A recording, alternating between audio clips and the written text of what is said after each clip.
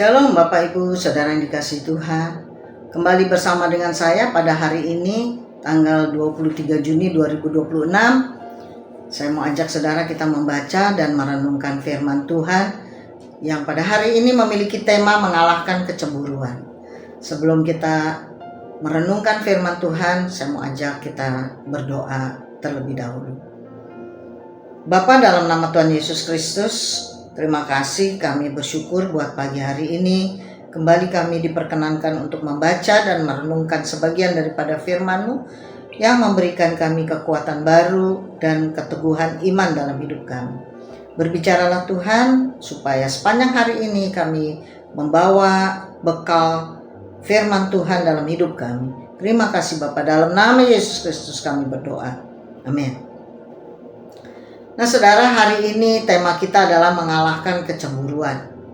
Sebelum kita membahas firman ini, saya berharap saudara membaca terlebih dahulu dari Amsal 27 ayat yang keempat, yang berkata, panas hati kejam dan murka melanda, tetapi siapa dapat tahan terhadap cemburu?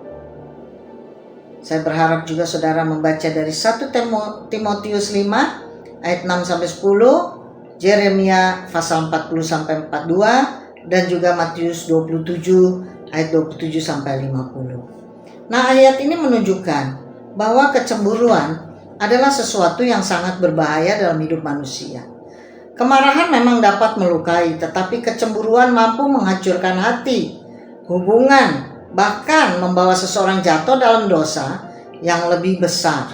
Kecemburuan muncul ketika seseorang merasa tidak puas dengan apa yang dimilikinya dan mulai membandingkan dirinya dengan orang lain. Hati menjadi sulit bersyukur karena lebih fokus pada kelebihan orang lain daripada kebaikan Tuhan dalam hidupnya sendiri. Sejak awal sejarah manusia, kecemburuan sudah menjadi masalah besar. Kain cemburu kepada Habel karena persembahan Habel diterima Tuhan. Saudara-saudara Yusuf iri melihat kasih Allah mereka kepada Yusuf. Bahkan dalam perumpamaan anak yang hilang, anak sulung merasa iri ketika adiknya diterima kembali dengan sukacita oleh ayahnya. Kecemburuan selalu membawa perpecahan, tetapi hati yang bersyukur membawa damai sejahtera. Mengapa kita harus mengalahkan kecemburuan dan bagaimana caranya? Yang pertama, kecemburuan membuka pintu dosa. Kisah Kejadian 4 menunjukkan bagaimana kecemburuan Kain kepada Habel akhirnya berujung pada pembunuhan. Kejadian 4 ayat 5 yang berkata, hati Kain menjadi sangat panas dan mukanya muram. Tuhan sebenarnya sudah memperingatkan Kain dalam Kejadian 4 ayat yang ke-7 agar menguasai dosa itu. Kecemburuan yang dipelihara akan menguasai hati. Karena itu kita harus segera membereskannya sebelum berkembang menjadi kebencian, fitnah, atau permusuhan. Yang kedua, kecemburuan membuat kita sulit mengasihi. Dalam Kejadian 37 ayat 4. Saudara-saudara Yusuf iri karena Yusuf lebih dikasihi oleh ayah mereka. Kecemburuan membuat hati dipenuhi pembandingan. Akibatnya kita sulit bersukacita melihat orang lain diberkati. Demikian juga dalam kisah anak yang hilang. Anak sulung merasa kecewa ketika adiknya diterima kembali. Saudara dapat membacanya di dalam Lukas 15 ayat 28. Kecemburuan sering membuat seseorang merasa dirinya kurang dihargai. Padahal kasih Tuhan tidak pernah berkurang bagi siapapun. Hal yang ketiga, mengalahkan kecemburuan dengan mengucap syukur. Dapat saudara baca dalam 1 Tesalonika 5 ayat 18.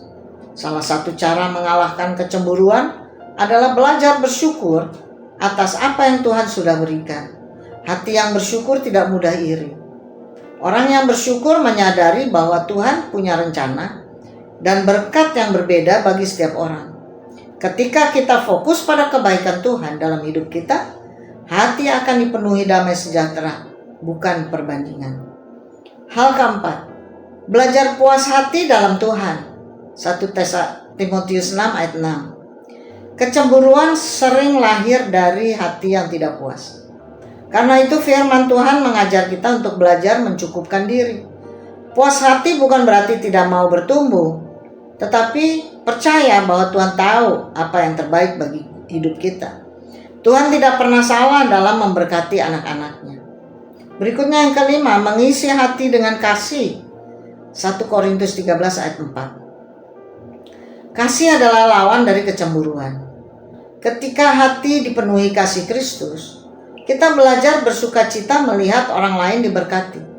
Kita tidak lagi merasa terancam oleh keberhasilan sesama, tetapi ikut bersyukur atas apa yang Tuhan kerjakan dalam hidup mereka. Nah, refleksi kita pada hari ini, saudara. Kecemburuan adalah masalah manusia sejak dahulu hingga sekarang. Kain gagal menguasai iri hati dan jatuh dalam dosa.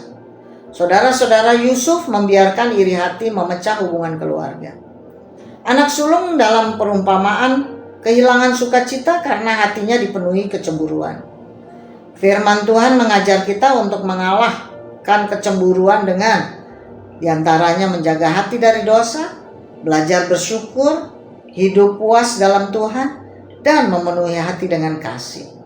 Ketika kita berhenti membandingkan diri dengan orang lain dan mulai menghargai kebaikan Tuhan dalam hidup kita, maka kita akan dipenuhi damai sejahtera dan sukacita. Demikian renungan kita pada hari ini, saudara. Mari kita berdoa. Bapa, dalam nama Tuhan Yesus Kristus, terima kasih Tuhan buat firman-Mu pada hari ini yang kembali mengingatkan kepada kami supaya hidup kami dijauhi daripada rasa kecemburuan, tetapi kami harus lebih merasa bersyukur karena berkat Tuhan bagi kami adalah cukup. Terima kasih Bapa, kami serahkan sepanjang hari ini dalam tangan kuasa-Mu. Di dalam nama Yesus Kristus kami sudah berdoa dan bersyukur kepadamu. Haleluya.